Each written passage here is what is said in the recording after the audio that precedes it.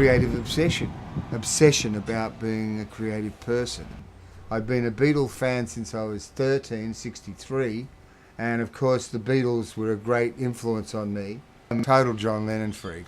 When I was 13, 14, there was a band called The Throb here in Sydney. One of the guitar players in the band was a guy called John Bell. John taught me some chords. I was lucky enough to meet lots of musicians. I loved to get up with the band, and as a writer I wrote lots of poetry.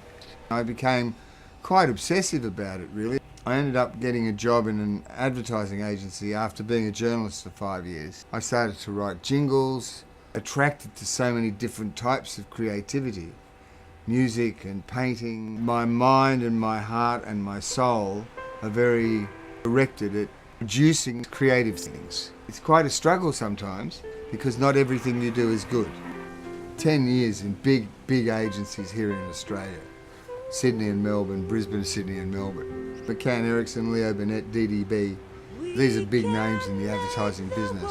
I rose to the position of Deputy Creative Director of McCann Erickson in Melbourne, and I'd been there for 3.5 years. I went up to Asia and I got to Hong Kong and I met an amazing fellow. He was a marvellous friend of mine. Stony Mudd was his name. His wife is my wife's best friend. I'd met my wife in the first 3 days because we're still talking to each other, and it's 34 years later.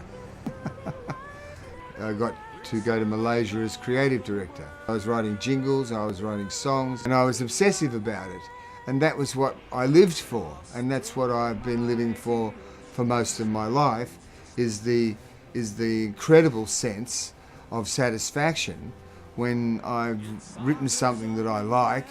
I think that artists who worry all the time about whether they're popular or whether their work is acceptable are not great artists. And even today with my teaching, where I'm been doing a lot of teaching film and screen, as also teaching advertising.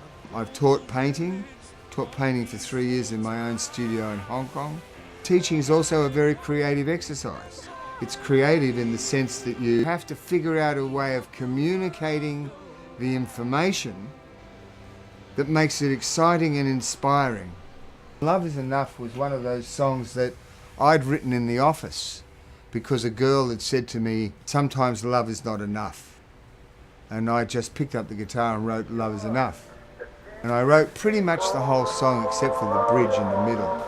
My very good friend John Bell loved the song, and we sat down at a table at my house and finished it off. The top 10 nationally. I think it was #1 in South Australia. Say, are you a rock musician? Well, yeah, but I'm not just a rock musician. I'm a guy who's very eclectic. I can basically turn my hand to almost any type of music. I did a record when I was just 23, which is Peace in Our Time, sort of Christian record. And when I was 40, I did a record called Quadragenarian, which means 40 years old. My wife and I are extremely close. During this health thing I'm going through, she's been just fantastic. And beautiful children. I think that fulfills you as a person. I think it probably fulfills me as a person even more than my creative obsession, because I have a tremendous obsession about my family. My son's 26, he'll be 27. He's away in Kuala Lumpur and working in an agency. We miss him every day. We call him every second day. My daughter is the jewel of our family. I need to do one more project. My creative obsession won't go away. In terms of my philosophy on life, I think for me, I'm going to pass away at some point. I know that I don't have a lot of time and I'll be gone.